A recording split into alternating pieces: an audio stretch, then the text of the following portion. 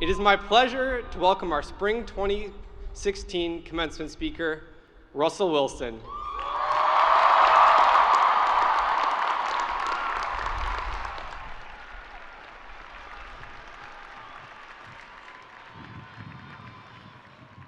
Hello, everyone. It's good to be back in this stadium, obviously. Chancellor Blank and the Board of Regents, faculty, parents, family members, friends, distinguished guests, thank you. You know, obviously it's an honor to be here today. And Bill, thank you for that introduction. Really good. I didn't know all that about you, but it's fun to hear. And congratulations to the class of 2016. You know, Chancellor Blank, you talked about beating Minnesota. I remember beating Minnesota at Minnesota pretty good too. So, you know, it feels good to be back at Camp Randall. And, you know, I've stood in this end zone many times before, but never quite in a uniform this ridiculous. I'm just waiting for the jump around. You know, I was really excited to come back to Madison and on a weekend, and it's been a while since I've gone to Wando's and see you guys at Wando's and drinking your fish bowls. That's a joke, maybe. And we've got some fun spots in Seattle, but nothing quite like Wando's. Of course, I'm also here to share some things I've learned. Things like, if you're dating a woman that's way out of your league, ask her to marry you. If you can throw a football 80 yards, for some reason, people think that's pretty cool. And if you're playing New England Patriots in the Super Bowl, and you've got 26 seconds left, and you're down by 4, and it's 2nd and goal on their 1-yard line, try not to throw an interception. That's purely hypothetical, though, of course. But no, here's something I really have learned. You can't do it alone. You've got to surround yourself with good people. You know, I'm lucky to have some really good people with me today. My mom, my sister, and my fiance.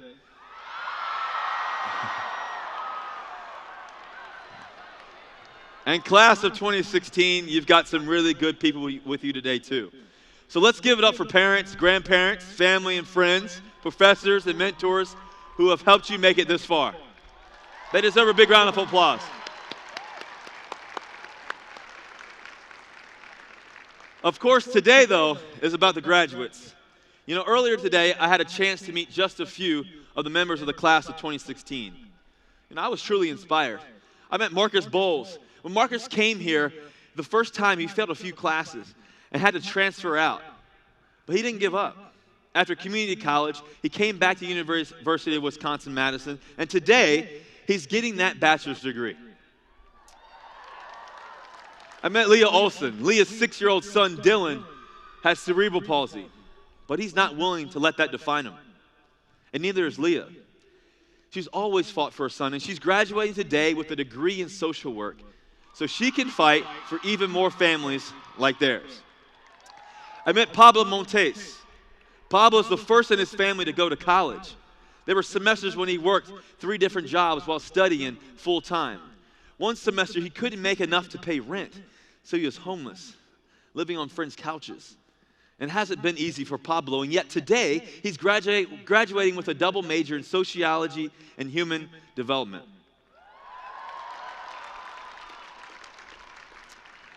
I met Catherine Nachman.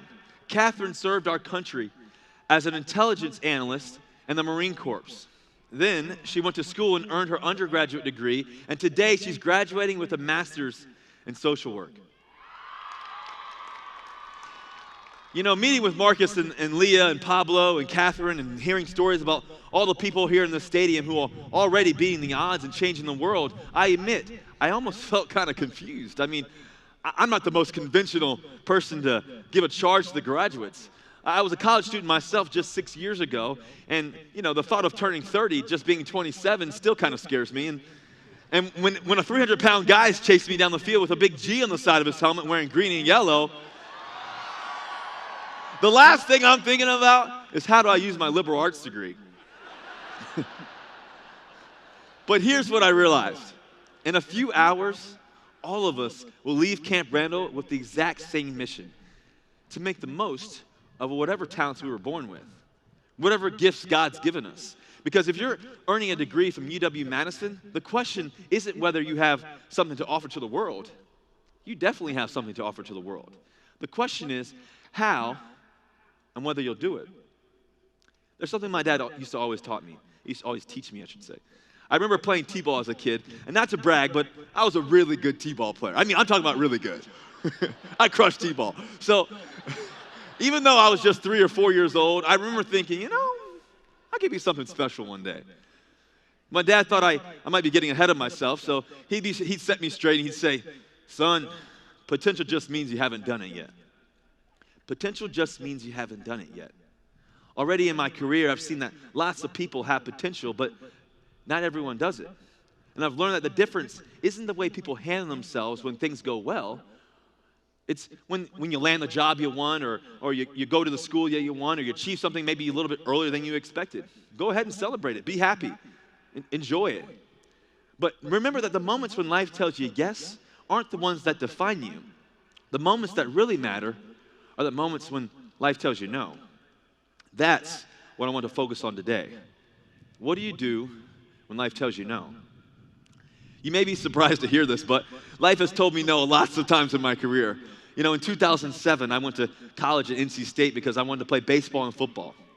Most of all, I wanted to play, quarterback in the National Football League. Fast forward to 2008, my first eligible year on the football team, and I'm fighting against 4 other guys for the starting job. In training camp, there's a red jersey that they put on quarterbacks. Nah, not this guy. They don't give me one of those. I'm doing everything. I'm catching punts, catching routes. I'm getting hit. I know I can play quarterback. I just need the chance.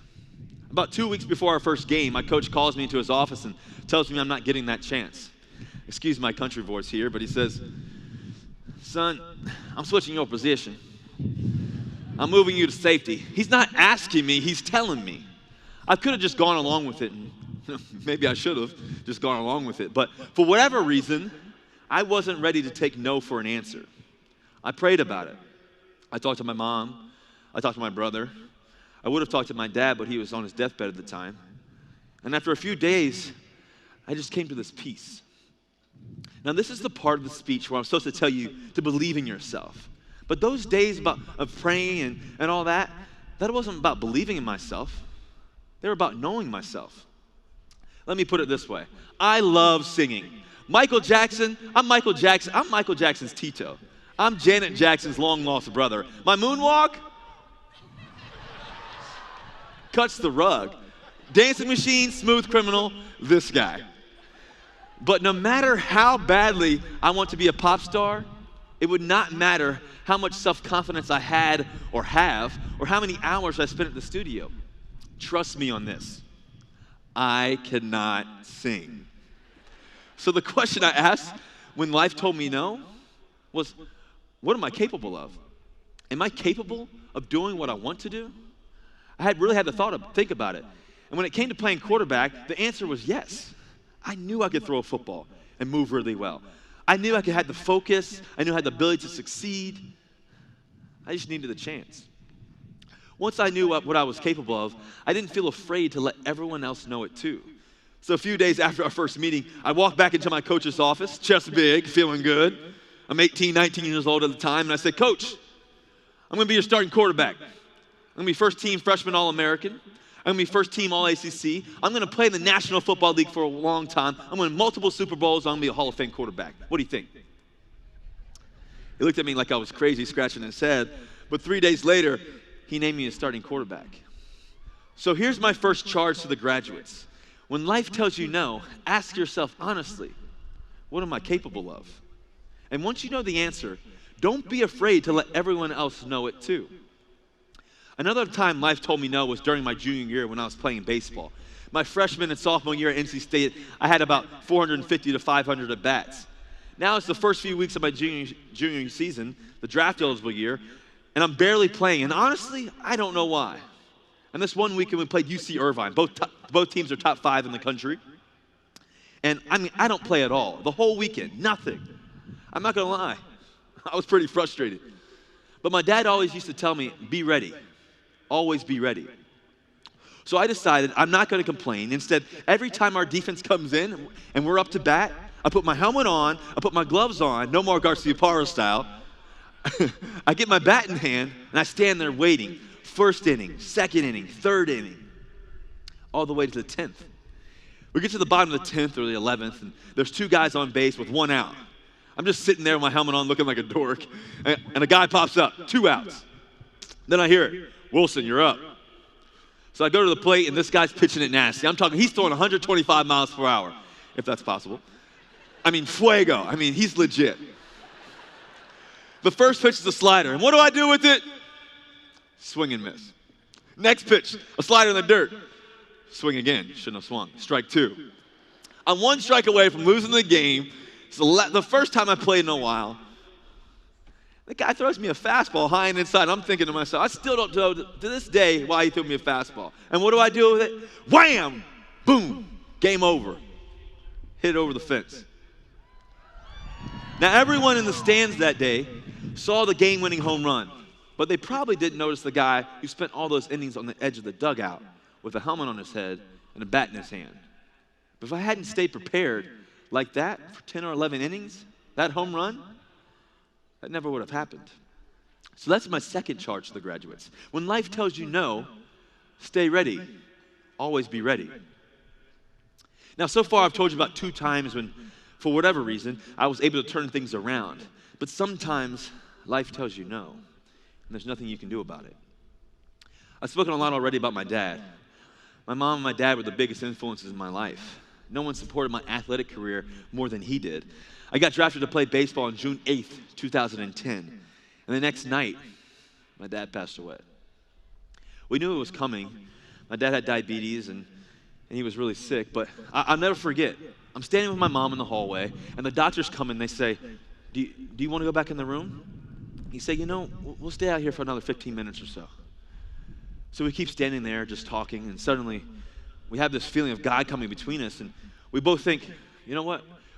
We need to go back into the room. Before I walk through the door, I can see the EKG moving just fine. Beep, beep, beep.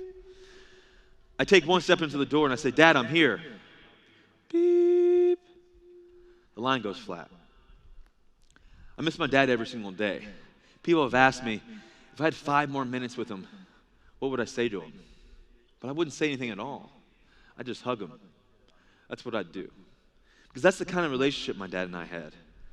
He gave me so much, and maybe most of all, he gave me the gift of perspective. Losing him was hard, but thinking about him now, I don't feel sad. I feel blessed. I feel blessed for all the days we got together. I feel blessed because I know he's in a better place. And I feel blessed knowing that if he were here today, the thing that he'd most be proud of isn't a Super Bowl ring or a new contract or a big speech at Camp Randall.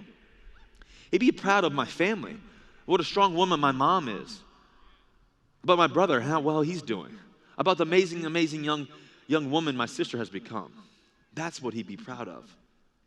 So that's my third charge to the graduates. And maybe it's the hardest one of them all.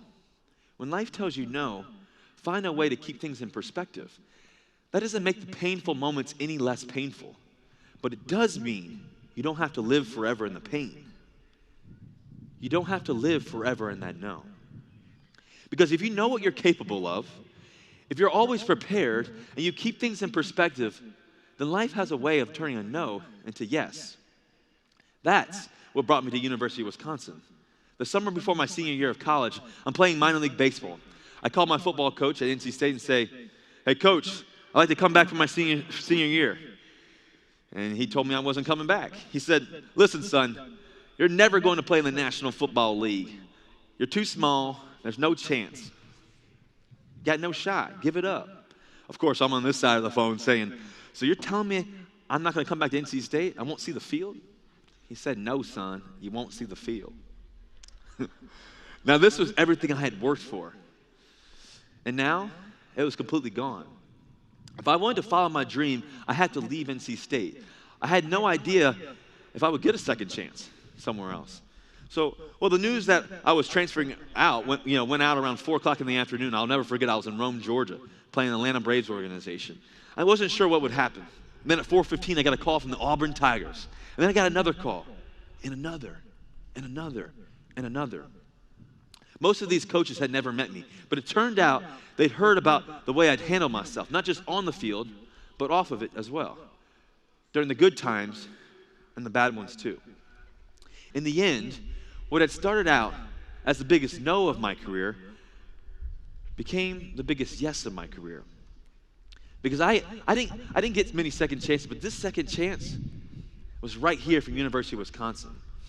From the moment I saw this campus, I knew this is the place I wanted to be. From my coaches, to my teammates, to the guys in the equipment room, to my classmates, to, of course, the fans. Everyone I met was so incredibly welcoming. And even though I only spent, about a year here, I got to see how the Wisconsin idea isn't just a motto. It's a commitment to work hard and surround yourself with good people, to never stop improving, and to make the world just a little bit better every day. We often think about heroes in life, people like Abraham Lincoln, Martin Luther King Jr., Harriet Tubman, Eleanor Roosevelt, Rosa Parks, Ben Franklin. We think about their biggest accomplishments. What we don't always think about, though, is the moments that made them who they were. When no one was looking, but they made themselves just a little bit better anyway. When they came up short, but they didn't quit. And starting out in life and began to close the divide about who they were and who they were going to become.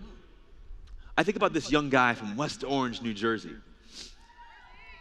West Orange, New Jersey's in the house? I think about this young guy from West Orange, New Jersey, and he became deaf at an early age. Scarlet fever got the best of him. However, that no did not stop him from creating the light bulb. That man's name, Thomas Edison. And now it's hailing. Thanks, Thomas. See, Thomas Edison once said, "I have not failed. I've just found 10,000 ways that won't work." He was just that much closer to making the right one.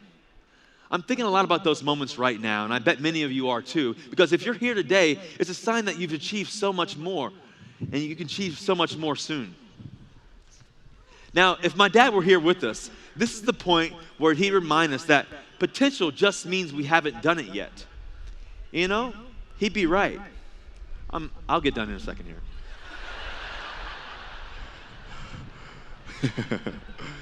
But he'd be right. But if we do what we need to when life tells us no, if we know what we're capable of, if we stay prepared no matter what, if we keep our sense of perspective even when times are tough, then I know that together we're going to do amazing things with our potential and achieve our greatest dreams. So on Wisconsin, I would say good luck, but I don't believe in good luck. Go make it happen. This is my story. Now it's time to write your own. Congratulations to the class of 2016. I'm out.